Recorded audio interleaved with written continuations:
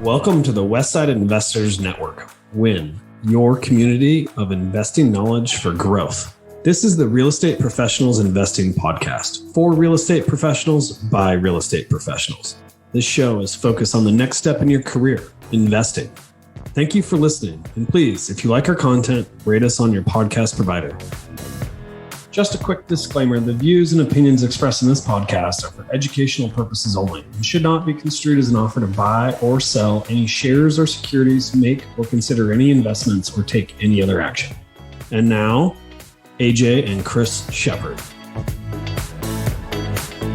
Our next speaker is an author, coach, and chief creative officer of the Dessauer Group. Aside from his real estate investments, he also owns a lending and marketing company, property management, and brokerage firm. Here to talk about how to find winning deals and the key metrics that you have to look for when investing. Let's welcome John Dessauer.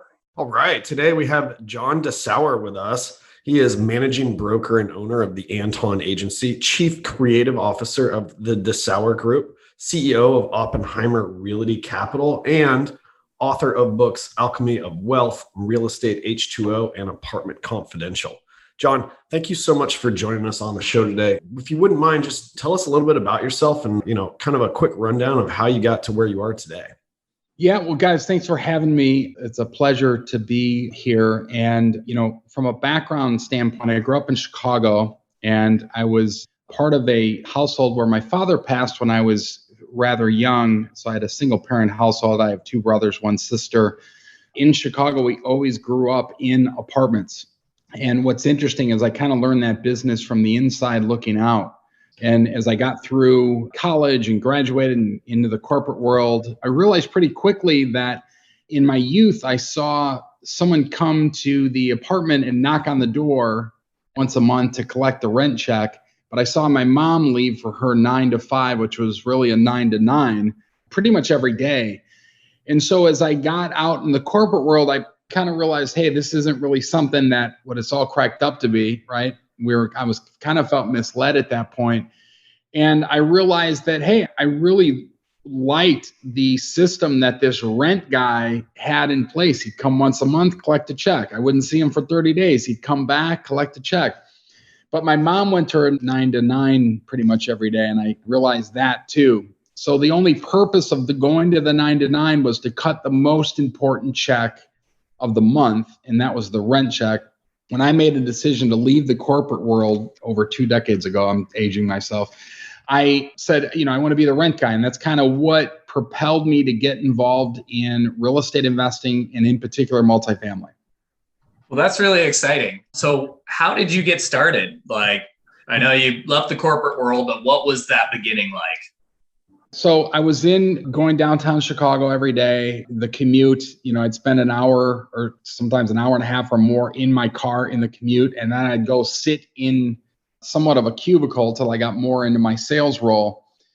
And I remember when I left that position, I was in the environmental field and got into sales with that. And I remember when I went in to tell my boss at the time, his name was Russ, that I was leaving, I was going to be doing something completely different. His comeback to me was, well, John, are you sure you want to leave now? I mean, we're going to have our sales meeting this year in Florida. And for a guy in Chicago in January, let's say, Florida sounds awfully appealing.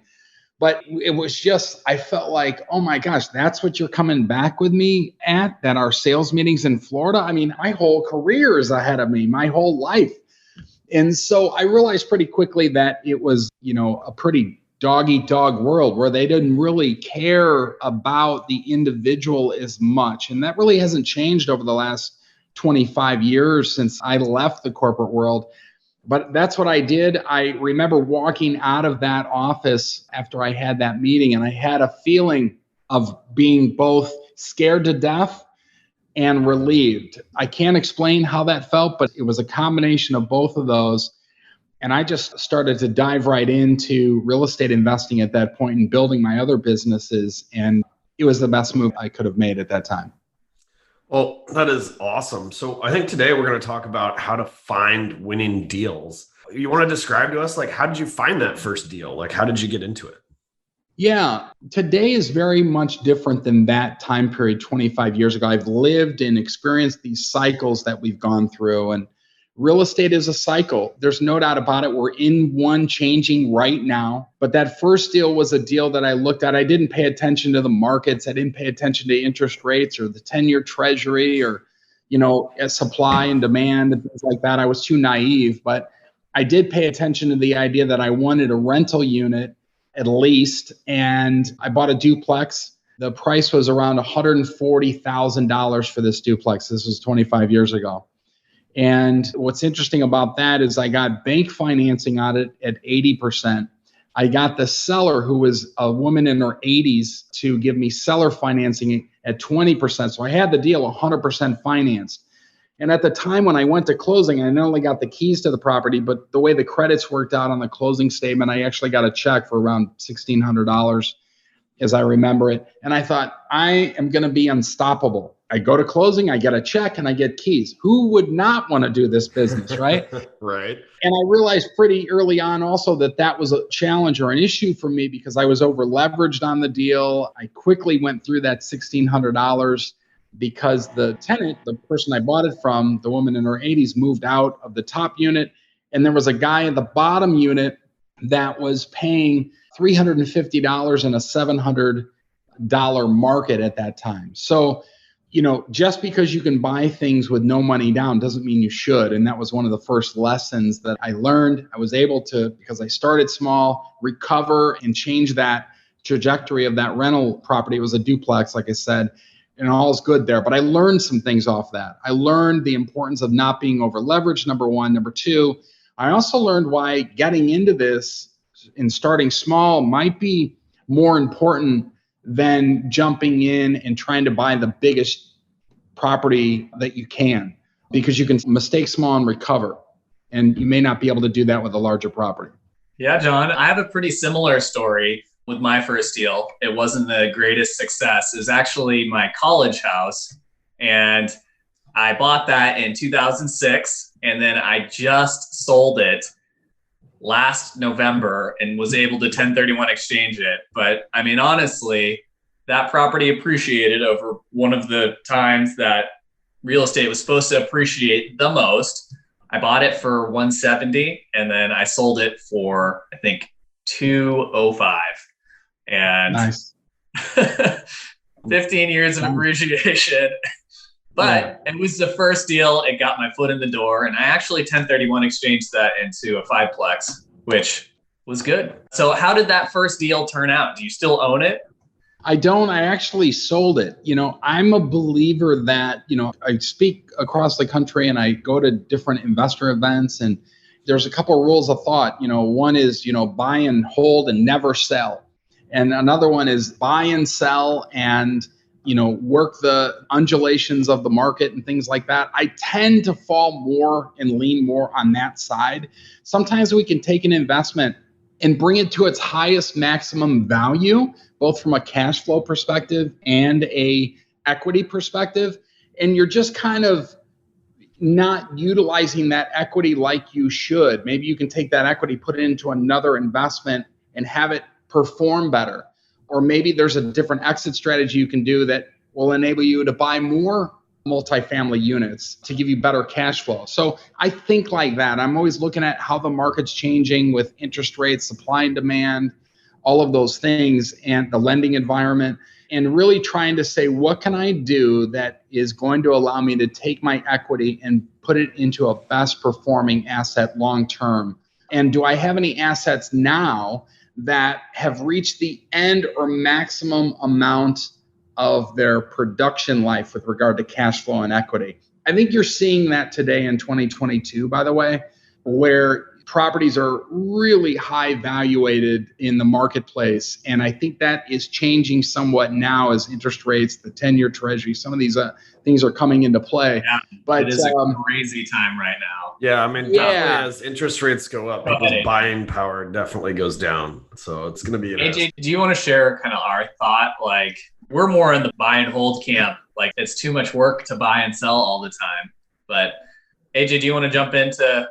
Yeah, I mean, that sort of model is great. Like you are capitalizing, you're taking that equity and you are rolling it into the next deal, preferably get some cash to, do a remodel and add value. Like our model has always been adding value. We also really like to have bank money. I mean, we always feel like we're looking at something even today and it's like, can we make a better interest rate than what we can pull out as a cash out on a refinance? And we absolutely can. We know we can. So, we're right now looking at this and we're like, okay, let's go for the maximum cash out just because we know that we can put that money to work in another project and another deal and do much better. And that's how we've grown a ton. We have not sold a lot. We are a buy and hold. Absolutely, Chris. You can jump in. John, so I completely agree with you. There's that first phase of the investment where you're doing your value add and forcing the appreciation. And, on the buy, you find a great deal where there's some margin or some room where you can make that improvement. And once you've made that improvement, like that massive growth or massive appreciation where you're doing all those changes, you can't replicate that. You've already done the value add. Now it's just going to appreciate at the market level. And if you can take your equity out and place it into new projects where you can do that value add and force that appreciation, that is going to give all of your equity rocket fuel. And it's a great strategy. It's a lot of work buying and selling that many properties and finding them. And so let's dive back into our main topic, which is finding that winning deal. Yeah. So, I mean, do you want to describe what you're looking at today and how you're finding those deals? Yeah. So first of all, if you are going to people like myself, like retail, commercial, or even residential, if that's your focus, brokerages to find real estate, you're going to lose right now. It's just overpriced. There's no other way I can say it. Some people don't like me to use that word overpriced, but it is. The simple fact that we have so much money out in the marketplace and the availability for money for investors to go buy stuff has driven up the market value of these assets. And people that sell those market values are selling those at retail and above. So number one, the best way to find an asset is to find an asset that is not listed by a guy like myself. I'm not trying to bash my people as brokers and agents, but if you can find an owner operated that wants to sell, or you can influence them in a positive way to sell, I think you're going to have a lot better price point to go after. So that's number one. Number two, you have to find deals that are priced at retail or below that have an upside, that you can drive that net operating income by raising the rents. That's why I do love mom and pop operations, because they're really not good at driving rents to market rent. And that's where you're going to have the most gain.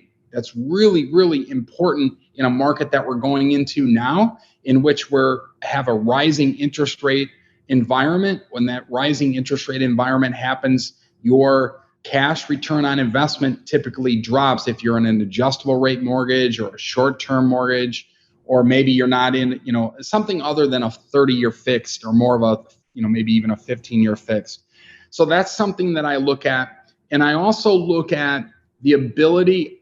The third thing is the ability of that tenant base that's currently there, or what you're going to put in that can withstand this storm. Because when we talk about interest rates for the real estate investor, it's not just for the owner that's got to think about it. It's for their tenant base. Their credit card rates are going up. They're going to have higher payments. Their car note payments are going to change when they finance things. So it's the ability of that tenant to be able to pay that maximum amount in rent. And I look at all those things. But if you can find a deal in which you buy from a mom and pop, not retail, not through a guy like myself, has an upside, raising rents is one, and you have a tenant base that can withstand that storm, financial storm that I feel like we're just beginning here, I think that's where you find the good deals. Nice. So, the last deal that you looked at, how did you find it? What sort of actions are you taking to find those off-market deals and those mom and pops where you get to raise the rents? Yeah. So what I'll do is we have a system here where I market to people that This is one of the areas where if they miss their first or their tax payment, I am marketing them immediately. Typically on commercial lending, the principal interest is paid, but the taxes and insurance are left to the investor. On the residential side of the world, it's very common for that principal interest, taxes, and insurance to be jumbled together. So when I see that tax payment missed, in most states, the taxes are paid twice a year. When I see that tax payment missed, that is giving me an initial indication that they may be having a financial challenge there. I'm on them immediately for that. So that's one way that I do that. A second way that I do that is I'm simply, when someone has a for rent sign in the yard or in a window, and this is particularly for 24 units and less, I'm calling them specifically. They're basically advertising that they have a unit for rent. Professional third-party management companies, asset management companies like ourselves, we don't put a for rent sign in the yard typically. We are doing that in other ways. So when I see that sign, that's a second indication to me that, number one, I can get directly with the owner of the building. Number two, it's giving me their contact information and basically saying, hey, call me. I'm interested in hearing from somebody that wants to rent here. Well, possibly they could be interested if I can influence them in a positive way to possibly sell that building.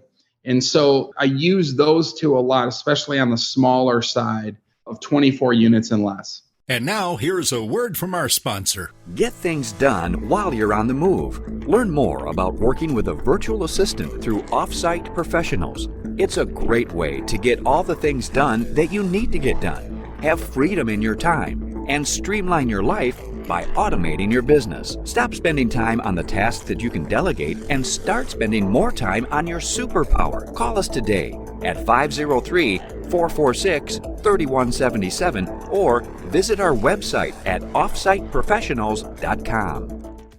Dude, I'm just curious. So we run a management company as well. When you are searching for those people, do you also offer to take over management services for them? So that in the future, when they're ready to sell, then you already have their contact info and you're in front of them once a month, giving them a statement and everything. Yeah, it's real interesting. This was probably 20 plus years ago. I developed this script for calling those for rent signs. And you'd be surprised at what people tell you when you call there. And they'll tell you all the issues with the building. They'll tell you why they hate owning the building. They'll tell you their management challenges, be it themselves or even with a third party if they had one. So it does open up other avenues for you if you do have a management company per se to market to them and say, listen, I'm calling about the unit. We may have a tenant that we want to place in there, but also we have an asset management company. We manage buildings just like yours in that particular market. That would be a great way for doing a little biz dev. And so you might be accomplishing a couple things with one stone there. I love that. Just asking what's wrong with the property, and then they tell you their whole life story. Just being that listening ear can be really, really effective. I've actually bought more buildings by having general conversations using that. It goes something like this, hey, I'm associated with a company that buys buildings just like yours. If you're ever interested in selling, let me know. And somehow the story goes, well, if I were to sell, I'd have to get, $400,000 for the building. You could do really quick math to find out if that's a deal or not. If you know the cap rate of the market, if it's 5 and over, and you know the NOI of the property, you can kind of think about what that is if you know the rents. So, but it's a great strategy, and you'd be surprised at what they tell you when you call those numbers. So do you want to walk us through, maybe one of those that you've actually done and just kind of the highs and the lows of it? I feel like we might get a lot of value out of that. Yeah. So the 10 unit comes to mind that we've purchased using that same strategy. And when I called that number, it was a husband and wife here in Northwest Indiana that owned the building. The husband was a doctor. The wife didn't work. All she did was, do the quote unquote management. And so in calling that for rent sign, the rents on the unit were $750 per unit. Times 10 means $7,500 a month potentially coming in income. So let's just estimate here how that would work out. When I'm talking to them, again, they're telling me about the unit, but they're also, kind of giving me hints of why they are tired of management, especially the mom and pops. So if I go ahead and just do the math here real quickly on that building, again, I'm just using really brief numbers here, but $7,500 a month, if I take that and annualize that, that's $90,000 for the year. Now, I really make it a habit to understand Class A, B, and C and how those properties operate from an expense to income ratio. So let's just assume that the expense to income ratio on that building is 50%. That would tell me that $45,000, that includes vacancy factor, $45,000 is my net operating income. And for the lack of a better term, let's use the 10% cap rate. This is a 10-unit building, so it would use the income approach. So at a 10% cap rate, $45,000 NOI, that would tell us that that building is worth $450,000. So when I'm on a call with the doctor or the wife, I'm going through a conversation with them, and I use that same line. Hey, I'm associated with a company that buys buildings just like yours. If you'd ever be interested in selling, we're your people. We can help you with that. And so inevitably they would say something like this. Well, if I were to sell, I'd need to get $375,000 for that building. We've had it for a while, but I need to get that. They don't necessarily know the market value, the market cap rate, or they don't know the exercise that I just went through in my mind, knowing that this thing is probably worth $450. They went $375. So immediately I'm going to put those wheels in motion to make that happen. That was a way that we actually purchased that building. I'll never forget, because at closing, the wife came to the closing with a coffee can. I don't know, you guys might not remember the big coffee cans. Maybe you do. I don't know. That Folgers, like Maxwell House Folgers. Yeah, the Folgers can full of, and they were full of keys. They were full of keys. This is a 10-unit building. There was about 150 keys in there. Like, what do you need all these keys? Well, as this building sold throughout the years, it was built in the 50s. They just kept adding different keys to this, and it was a nightmare. So we typically master key our properties when we go through there and take over ownership. But she was excited about that, getting rid of that Folgers can of keys. She was also sad, though, because she loved, it did have a washer and dryer facility in the basement. She loved going there on the weekends and pulling the quarters out of that machine. So that's typically how we do those smaller deals. I guess the lesson there is be proactive and call those for rent signs, but also be proactive if you're going to use the property tax strategy I talked about earlier. And don't be afraid to call these folks, because you never know what type of financial challenges they're facing, and you never know why somebody would possibly want to sell. This, in a sense, is what my commercial agents do here in our office. When they want to get listings, they're doing the same thing. So I'm giving your listeners the same advice that I would tell, a new commercial agent coming in and how to approach that market. Once you get a hold of them, it's really about like developing that relationship with them, right? Like getting them talking about what's wrong with it. And from what I've heard, those kind of sales tactics is like Chris said, just be a really good listener and get them talking as much as possible. Is that kind of what you guys do too? Yeah, it's interesting because we can call differently because we're trying to place a lot of tenants as well. Mm-hmm. So at first, when we didn't have the asset management company, I was calling and saying, that I was interested in looking at the place for rent, when in reality, I really wasn't. That was probably the wrong thing to do, years ago. But now, because we have this, we look to place tenants all the time. And I come right out, full disclosure, and say, look, I'm calling on behalf of one of our clients. They're looking for a place to rent. We might be able to place them in your unit. We've already run credit on them. They're very qualified financially. And as that conversation goes along, they will, again, tell us why they don't like to manage, why, all the issues with the building, that they wouldn't tell a prospective someone calling to actually rent. I'm getting more information because I'm a professional in the industry. And then it'll lead down the line for us, like we said earlier, to either buy the property as an investor in our investor company, or even have a management opportunity there as a professional third party in there. But trust and rapport is really, really important.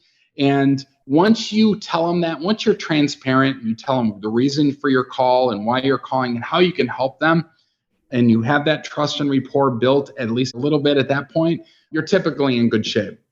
Nice. So with that first 10-unit deal, how many properties had you called on? And I guess what was your success ratio to find that one? Man, you have to call on a lot. And I think there's this rule that you got to call on 100 to get 10 to close on 2 or whatever that is. I haven't found that. I found that percentage to be a lot better than what that is if you just work your local market. And I think that a good definition of a local market for a lot of people starting out is 100,000 people and less. Like here in Chicago, the Chicago metro area, that could be a neighborhood, 100,000 people, not a city or town. In others, it could be a city or town. But I try to work with that 100,000 people and less. And then I understand everything that's going on in that market. So I understand the market rents. I understand the market cap rate that's going on. I know the transactions that have sold. But I'm also understanding where the person can get on public transportation to get to their job or to get to downtown or to go to a sporting event per se. Once I have that down, then I can start to think, okay, how many apartment buildings are in my market? What's my method to find those? Is it software? Is it list source? Is it driving neighborhoods? And then I'll put that into my calendar as action items so that I start to get in more data. At that point, it's just a script. So to get back to your original question, Chris, I think it would be probably if you can get out and call 25 properties, you're probably going to have a handful, somewhere between 5 and 10, that you're actually going to be able to have conversations with at the least, if you're doing this right. And if you're having conversations with them, I think that you're probably talking about 2 to 5 that you can work some angle with that, especially today when the market's so high. You know, people are thinking about, should I sell? I don't want to deal with a real estate agent. I don't want my tenants to know I'm selling. All this stuff comes up. But if you can do that on a discrete call where you're helping them out, providing service, I think that goes a lot better. When you're talking to these people and having these conversations, like I'm sure it's not just one conversation. Like at the end of the first one, they're like, hey, I'm ready to sell. Like, let's do this. Like, kind of tell us like how that conversation evolves and like how that kind of relationship develops. And like, I mean, sure, there's some that are quicker than others and there's some that are longer than others, but like maybe just to kind of give a general idea to our audience of like, how long does it take? Like, what does it look like? Yeah. So the biggest 3 things that you can ask are what, how, and why. For instance, the what is, what's the situation here with this owner in this building? And you can start asking questions in that to really understand what the problem is. How did the problem develop? The problem probably developed by poor property management. They have an empty unit because they had to evict the tenant, and so they're behind financially. Well, that all started because they have poor property management habits. They didn't screen them financially. They certainly didn't run credit. So they ran into this problem. And so I go through this thing where it's situation, problem. What does that imply? Both bad and good. And then finally, what the need is there. Is there a need? The solution or need is always what I can bring them, either as a real estate investor or as a brokerage, property asset management firm.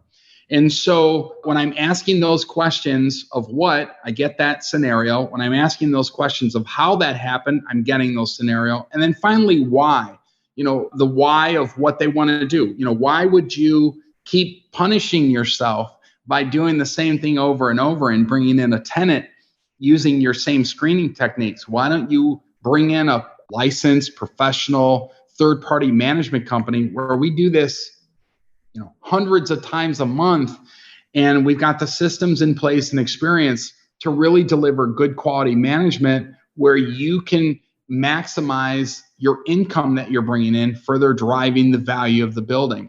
Or if I'm looking at it to buy as an investor, I just go a different route with that. I use the same questioning, but then I might introduce that statement of, hey, we work and we're associated with a company that buys buildings just like yours. A question for you, given all of the challenges that you just gave me on this phone call, would you ever be interested in selling? It may be a great time to sell. The market's at an all-time high. Of course, we look at investments from a return standpoint, but have you ever thought about that? And just let the conversation go like that. You'd be surprised at what you hear from investors. A lot of times in that scenario, they're saying, well, do I have to use a real estate agent if I sell to you? And my answer is, well, you don't have to. You could if you want to. But we'd like to make the process as easy as possible. Full disclosure, we are a licensed brokerage. We have to tell you that not only verbally, but more importantly in writing. But we'd like to make the process as simple as possible for you, where we can give you the maximum amount that we could offer, yet giving us an opportunity for return and giving your situation of maybe poor performance, not from any fault of your own. It's just you have a lot of things going on in your life and you weren't able to give this the attention it needed. We can help you with that. We can help you exit out of that issue. Awesome. Well, that sounds really good. I think we're running on time now. And so we're going to hop to our last 4 questions. I'm going to start it off with, what's one piece of advice you would give to your 25-year-old self? The 25-year-old self I would give is the thing that most people have heard a lot of times in your life, and that's you become the 5 people you hang out with. I think Jim Rohn said that originally, but you become them with their actions, you become them with their finances, their health habits, for instance, and other things. And you don't realize that at 25. I'm 54 now. I have to think how old I was, but I certainly realize that now. I try to instill that in my kids, try to instill that with everybody that I speak with. But that would be the advice that I would give that would probably make the biggest impact for people that would put that in play. It certainly would have with me at 25. Awesome. What was your first entrepreneurial endeavor and what sparked you to do that? So I had a car detailing shop and I went in with a buddy of mine that was a partner. And even though I have a business degree, we really were raw thinking on this. And one of the things I can remember specifically is we just had someone come in and pay for their car that was beautifully detailed and ready to go. It looked like it was off the showroom floor.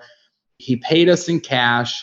I go and run an errand and my partner's back and he's got a full spread of food in the office, like crazy food and all kinds of stuff. I'm like, what is going on? And he took the money that was in the cash register basically and made a spread and had a party. Let's just call it a party. And I realized that, I knew at that point, you just can't take money out of the register and do whatever you want with it. You have to be responsible financially for it. I say we because that was partly my fault for letting that happen, but we weren't. It was a mistake. That business didn't do so well long-term. But that was my first junction of being an entrepreneur. But I love the entrepreneur side of the world, but not everybody may love it as much as you do. And not everybody has the knowledge or skill set. That's why surrounding yourself with people that have that skill set and are professionals and are on the same mission is really, really important. I like that. That's great. Next question is, how has your formal and informal training shaped your journey? Yeah. So I was fortunate enough to get a basketball scholarship out of high school, and I went to Iowa to play basketball. And I say that because in my college years, I had athletics experience and then I had academic experience. And my academics, as I look back on it now, that's really where I learned to learn and learn how to learn and learn the value of learning. In high school, I didn't have that. I did really well on my ACT.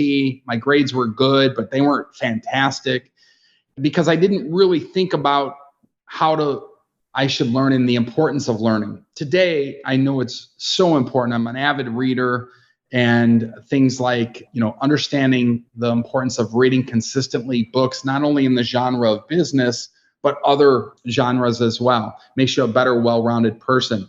I do have licensing with the brokerage, and as a real estate licensed agent, I am, considered a professional. I think if you do, 10,000 hours of any work, you're considered a professional.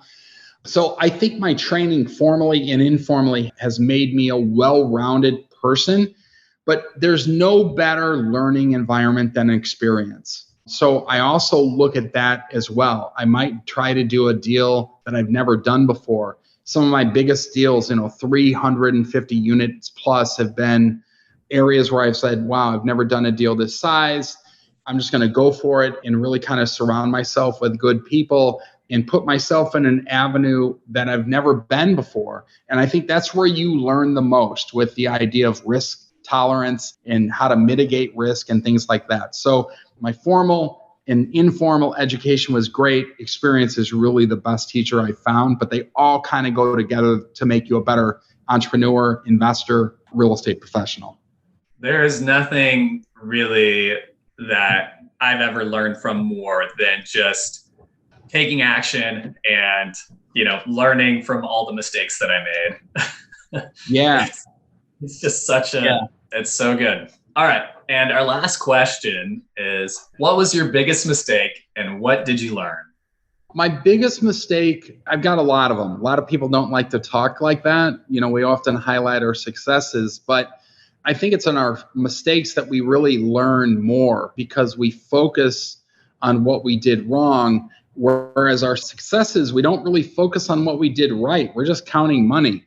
And sometimes that's not a lesson.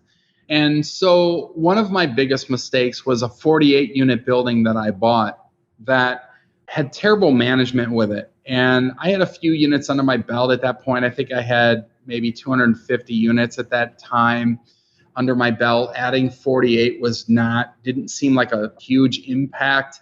I thought the building physically had good bones, but all I needed to do was bring in good management, and I can straighten out the issues there. When I come into a property, I'm always trying to focus on driving that NOI and then working my exit strategy with that new equity.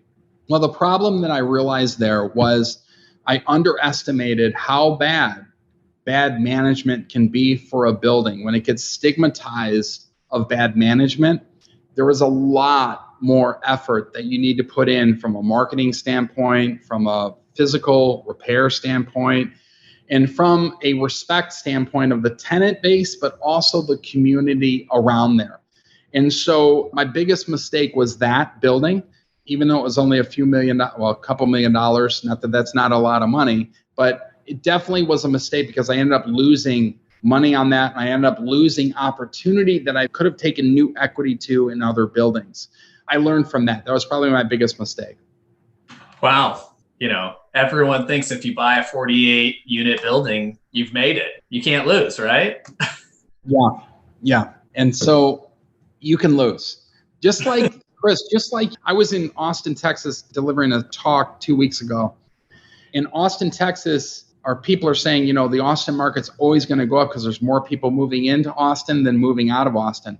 And I'm thinking to myself, that is the same thing they told me in 2006 in Phoenix, in Vegas, in some of these other markets. And look what happened there. And history doesn't repeat itself, but it rhymes. Okay? It doesn't exactly repeat itself, but it rhymes. And I never forgot that. You can lose. You can lose with a 48 unit building. You can lose in a market like Austin, Texas, even though it's 2022 and we think that everything is going to go great. Just be aware that it's the market that dictates your success or failures in the actions you take within those market changes. Well, very interesting, John. Thank you. Yeah, John, just want to thank you so much for coming on the show. If our audience or listeners want to get a hold of you, what is the best way to search more or find more about you? Yeah, if you just go to johndessauer.com, you can find me there. It's a great way to, find the other companies, and I'm there for you if you need any help or support or whatever I can do to make your investing life better or easier. Just let me know. Awesome. Well, thank you again for being on the show. We really appreciate it. Yeah, you got it. You rock, John. Thank you. Thank you. Thank you for listening to this episode of the Real Estate Professionals Investing Podcast on Win, your community of investing knowledge for growth. We hope that this episode has increased your knowledge and added value to your path to freedom. If you would, please take a second to rate us so that we can get more great investors to interview. If you or someone that you know wants to be on, please visit westsideinvestors.com and fill out our form to be on the show. Thank you again and enjoy your day.